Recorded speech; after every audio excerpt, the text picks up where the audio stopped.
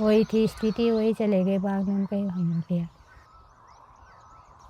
वो दिन किसी के लिए नहीं आए थे, सब इधर उधर के भाग के डर से चले गए भैया। अब हम कहाँ जाएं, क्या करें।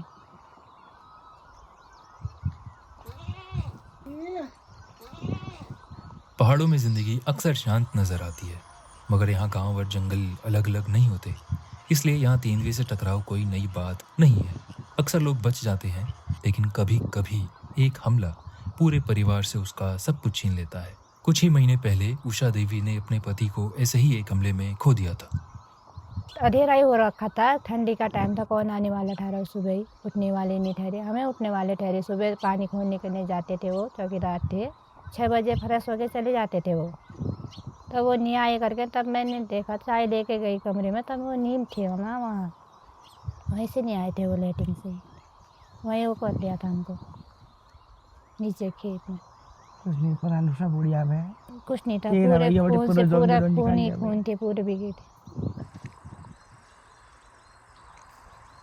जिन्हें उषा ने उस सुबह खेत में देखा, वे उनके पति देव सिंह अधिकारी थे।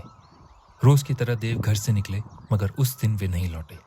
आज इस घर में उनके बुजुर्ग माता पिता, पत्नी उषा और 2 बेटे रहते हैं। जब वो थे तो जब इस टाइम तो कहीं भी कभी भी बाहर नहीं जाने वाले ठहरे, बच्चों को छोड़ के जहाँ भी जाएंगे तो सामने आने वाले ठहरे, कभी भी। अभी भी यहीं होते, वो कहीं नहीं जाते थे, बच्चों को छोड़ने जैसे नहीं लगते थे उनको, हमेशा पास ही रहते थे। अभी भी मेरा छोटा वाला लड़का अभी भी पापा पापा ही बोलते हैं बच्चे।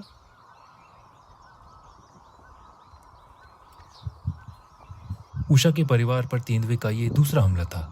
इससे एक दिन पहले उषा खुद भी तेंदुए से टकरा चुकी थी। डर की बात यह थी कि दोनों हमले घर के ठीक बाहर हुए थे। यहाँ पर वो बाग था, वहाँ पर मैं घास काटती थी नीचे।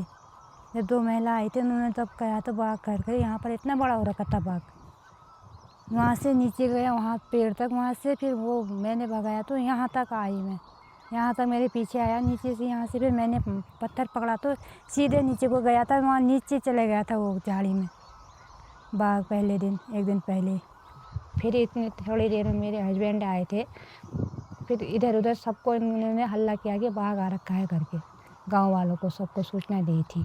फिर सूचना वालों ने पिंजरे में लगाने की मांग नहीं की थी, फिर उन्होंने, ऐसा तो होता ही रहता है, कहने वाले ठहरे। हमने प्रधान को भी बोला था, ये हुआ। फिर दूसरे दिन फिर भैया ही को वो पति पर वो कर दिया था 9 तारीख को। क्या भरोसा है इतनी जल्दी दूसरे दिन ऐसा करेगा करके। देव सिंह किसान थे और टेंट और चौकीदारी का काम भी करते थे। उन पर हमला लगभग उसी जगह हुआ जहां एक दिन पहले उषा बच निकली थी। बाघ ने उन जंप कर रखा, पता नहीं क्या कर रखा था, बाघ आया था उनकी नीचे ही को फेंक दिया, उनको नीचे ही पहुँचे वो। हमने ढूंढने गए थे, वहाँ नहीं है करके, फ्लैटिंग करने के नहीं आए करके, बाघ ने उनकी घाटी में लगा रखा था, नाखून तोड़ की थी घाटी। वहाँ बच्चे भी गए, वहाँ गए, फिर तो हमको कौन संभालेगा, हमारी स्थिति नहीं थी भैया छोड़ने की कि हम क्या करें, अब कहाँ जाएँ। मैं तो अभी भी वो दिन भूल नहीं सकती।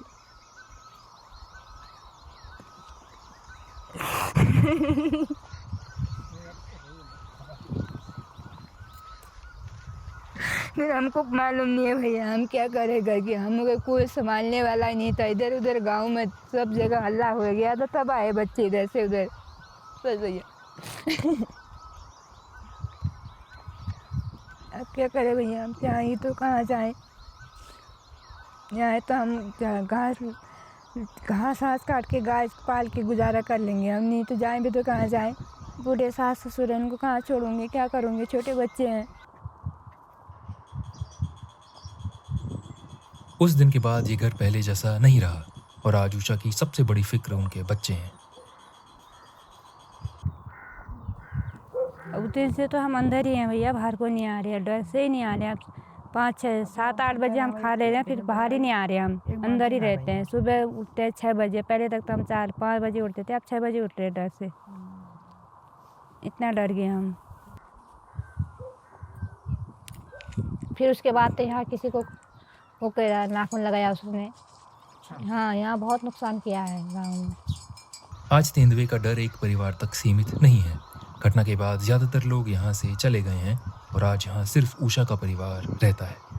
सब चले गई, हमें रह रहे हैं गाँव में हम ही हैं, सब इधर उधर के बाग के डर से चले गए भैया, और कोई नहीं है। सब पूरा गांव खाली हो गया। हाँ, ये गांव है हमारा पड़ोसी, यही अपना था हमारा, है। तो कोई नहीं है। सब अपना है देखा ये। होगा गाड़ी में आते समय नीचे को पूरा खाली है गाँव। बहुत लगा। हाँ भैया, बहुत बुरा बहुत लगा। बहुत लगा। अब हम तो अब पागल हो साल गए थे, पागल कहाँ हो जाएं, गए, क्या कहाँ करें, जाएं, अब हमारा क्या करें, हम कैसे करेंगे गुजारा, बच्चों को कैसे संभाले, हमारा तो कुछ रास्ता ही नहीं था भैया, क्या करें। यही तो स्थिति थी हमारी, हम मजबूरी में रह रहे, अब कहाँ जाएं, क्या करें।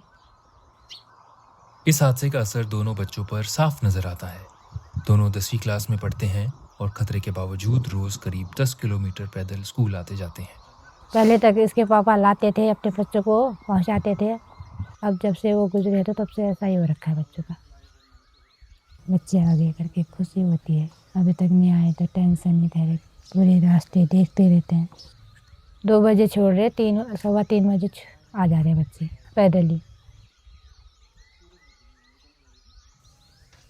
अब बच्चे तो अभी भी नहीं कह रहे, अब मजदूरी में कहाँ जाएं, बच्चे तो कहीं कहीं जाएं, अब मजदूरी तो है हमारी बात, कहाँ से जाएं, कहाँ चले जाएं ना, कहाँ जाएं, उनको अकल होगी ठहरी अभी, डर के मारे कहने वाले ठहरे कहीं जाएं करके। ऐसा लगता है कि कोई कुछ मदद कर दे, क्या लगता है?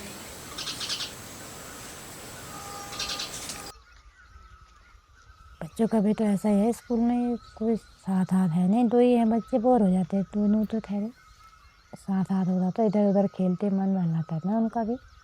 गांव होता तो यार तो होते, इधर उधर जाते, कहीं नहीं जाते हम।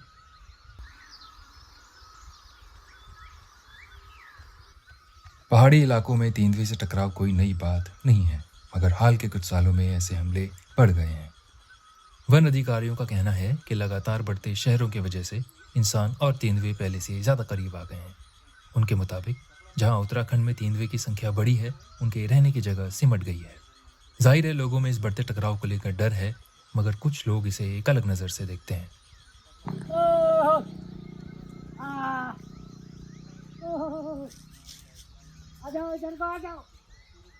अब जंगल में जानवर ही नहीं रहेंगे तो अब वो खाएगा क्या, वो उसको भी तो चाहिए ना पेट भर के। हाँ, अब जंगल में कोई जानवर तो इधर उधर से लोग बाग आते हैं, बंदूकधारी आते हैं, वो मार के ले जाते हैं, अब अगला तो खाए तो क्या खाए, ये होगा ना। अब उसको तो कुछ चारा तो चाहिए ही। फिर अब जैसे बकरियां पाल रखी हमने, टाइम बेटा अचानक ले तो जाता ही है, नई जगह ले जाता है, अब क्या करें हम उसके लिए। जब जंगल में कुछ है ही नहीं तो वो तो गांव के नज़दीक को तो जाना है उसको। मगर इन सब के बीच इस टकराव की सबसे बड़ी कीमत उषा देवी जैसे परिवारों को चुकानी पड़ती है, जिन्हें अभी पूरी जिंदगी बितानी है। आज उषा खुद को धीरे धीरे संभाल रही हैं।